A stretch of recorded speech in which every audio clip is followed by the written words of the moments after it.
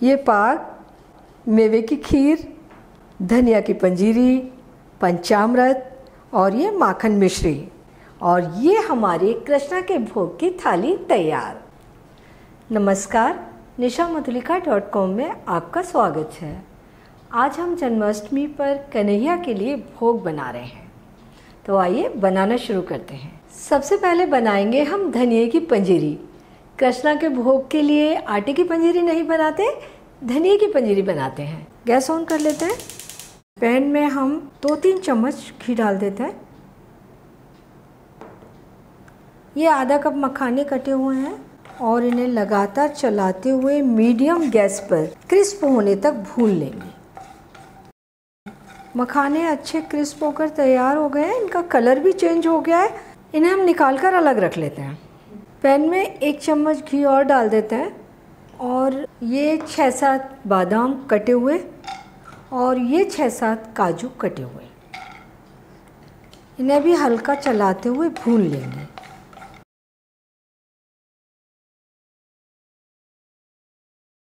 ये बादाम और काजू भी सिककर तैयार हो गए हैं, हल्के से ब्राउन हो गए हैं।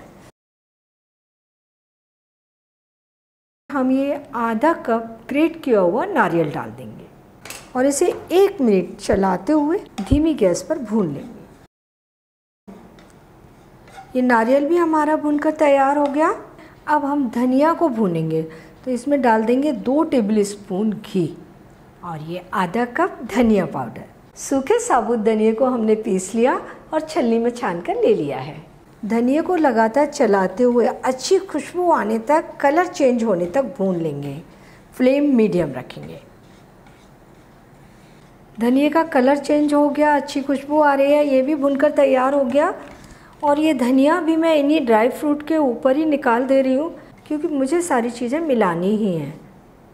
ये सारी भुनी हुई चीज़ें हम बड़े प्याले में रख लेते हैं और ये आधा कप इसमें शुगर पाउडर डाल देंगे। बूरा भी ले सकते हैं। अच्छे तरीके से मिला देते हैं और ये 1/4 छोटी चम्मच इलायची पाउडर। सारी चीज़ों को अच्छे तरीके से मिला देंगे।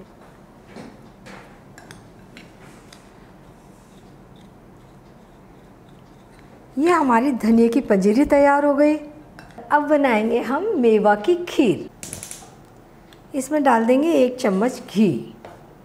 ये आधा कप मखाने, इन्हें लगातार चलाते हुए मीडियम गैस पर क्रिस्प होने तक भून लेंगे। साथ में ही हम ये काजू भी डाल देते हैं। हमने 7-8 काजू काट कर ले लिए और 7-8 बादाम काट कर ले लिए। एक्चुअली में ड्राई फ्रूट को थोड़ा सा भून लें तो इनकी खुशबू और टेस्ट बढ़ जाते हैं। ड्राई फ्रूट से खुशबू आने लगी है। हमने इन्हें 2 मिनट भून लिया है। खीर बनाने के लिए हमने ये आधा लीटर फुल क्रीम दूध लिया है और बॉईल आने देते हैं। दूध में उबाल आ गया तो ये ड्राई फ्रूट हम दूध में डाल देंगे और ये 2 टेबल स्पून चिरौंजी, और अब दूध को थोड़ा सा गाढ़ा होने तक पकने देते हैं। ड्राई फ्रूट आप अपनी पसंद से थोड़ा सा कम ज़्यादा ले सकते हैं। खीर को हम थोड़ी थोड़ी देर में चलाते रहेंगे ताकि तले में लग ना जाए। ये खीर को हमने 10 मिनट तक पका लिया है। दूध थोड़ा सा गाढ़ा हो गया। इसमें हम डाल देंगे 1/4 कप चीनी और ये 1/4 छोटी चम्मच इलायची पाउडर और 2 मिनट पका लेते हैं चीनी घुलने तक। ये खीर भी तैयार हो गई। अब हम बना रहे हैं मिगी पाक। जन्माष्टमी पर कृष्णा के भोग के लिए किसी भी ड्राई फ्रूट का पाक ज़रूर बनाया जाता है। तो 1 कप हमने खरबूजे के बीज ले लिए हैं। ये गैस ऑन कर लेते हैं और इसमें डाल देंगे हम 1 छोटी चम्मच घी।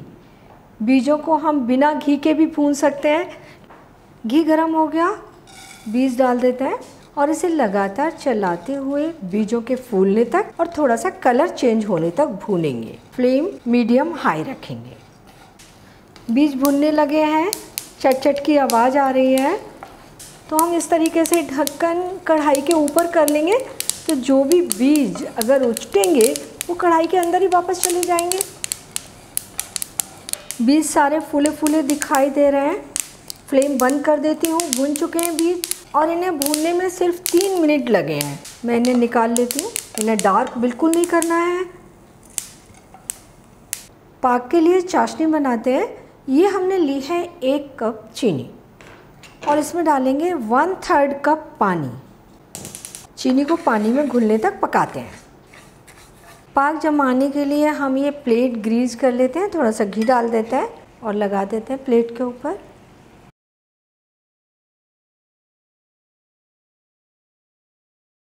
चीनी पानी में घुल चुकी है। चाशनी को चेक कर लेते हैं।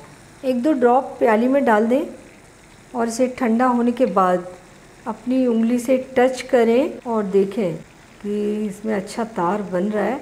चाशनी बन चुकी है, तार भी अच्छा निकल रहा है। फ्लेम कम कर देंगे और ये खरबूजे के बीज इसमें डाल देते हैं। आधा छोटी चम्मच इलायची पाउडर, इससे बहुत अच्छी खुशबू आती है। पाक का टेस्ट बहुत अच्छा हो जाता है। अच्छे तरीके से मिलाते हैं इन्हें। इसे हमने मिलाते हुए 1-2 मिनट पका लिया है।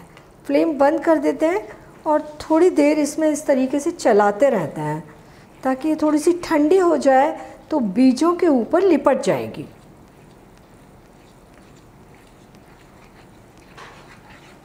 ये चाशनी थोड़ी सी ठंडी हो गई है, बीजों में अच्छे तरीके से मिल गई है।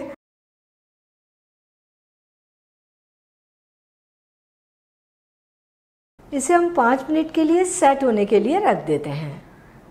ये पाक हमारा 5 मिनट में थोड़ा सा सेट हो गया। इसमें हम काटने के निशान डाल देते हैं, क्योंकि अगर ये ज़्यादा सूख जाए तो फिर काटने में उतना अच्छे तरीके से कट नहीं पाता। और अब इसे सेट होने देते हैं। अब हम बनाएंगे पंचामृत। ये हमने आधा कप दूध लिया है। दूध ताज़ा है, कच्चा लीजिएगा। और 2 टेबल स्पून चीनी डालेंगे। चीनी को हम इसमें घोल देंगे। अब डालेंगे इसमें 1 छोटी चम्मच शहद, मिला देते हैं। और ये 1/4 कप कटे हुए मखाने और 1 कप ताज़ा दही। दही को फेंटना नहीं है, बिल्कुल इसमें इसी तरह का टेक्सचर अच्छा लगता है। थोड़े से तुलसी के पत्ते, 8-10 तुलसी के पत्ते ले लें और इन्हें तोड़ कर डाल दें।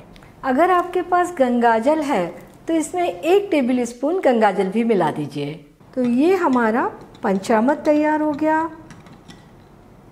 अब हम बनाएंगे कृष्णा का सबसे प्रिय भोग माखन मिश्री। इसके लिए हमने 200 ग्राम वाइट मक्खन ले लिया है, विदाउट सॉल्ट होता है ये। और 100 ग्राम मिश्री ले ली है। मिश्री को टुकड़ों में तोड़ लिया है। तो हमें इसमें कुछ बनाना नहीं है, जस्ट मिलाना है। मक्खन में मिश्री को मिला देंगे।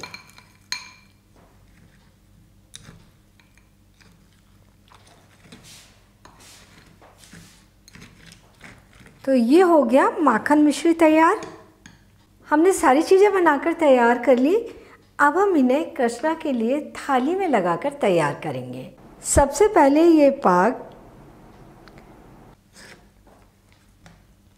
मेवे की खीर,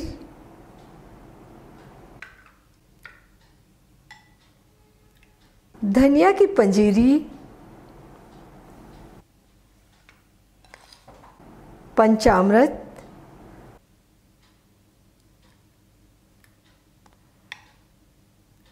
और ये माखन मिश्री।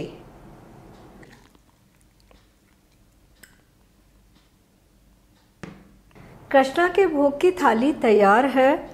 सारी चीज़ें बहुत ही आसानी से झटपट बन जाती हैं, लेकिन ऐसा बिल्कुल ज़रूरी नहीं है कि ये सारी चीज़ें आप भोग के लिए बनाएं। आप जितना चाहें, जितना आपके पास समय हो, उतनी चीज़ें बना सकते हैं। आप 2, 3, 4 जितना भी चाहें बना सकते हैं। तो आप इन्हें जन्माष्टमी पर कृष्णा के भोग के लिए बनाइए और अपने अनुभव मेरे साथ शेयर कीजिए। और मुझे ये भी बताइए कि मुझे आपके लिए कौन सी नई रेसिपी बनानी है। और मेरे चैनल को सब्सक्राइब ज़रूर कीजिए।